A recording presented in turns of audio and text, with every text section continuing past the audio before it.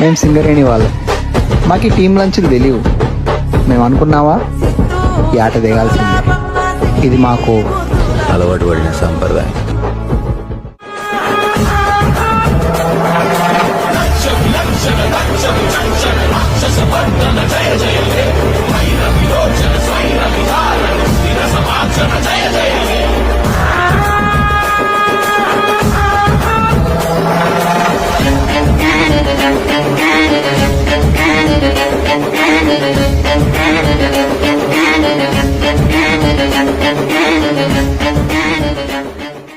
పవ్వగొట్టు పవ్వగొట్టు పోటీ కూర దానంచుకు పెట్టు.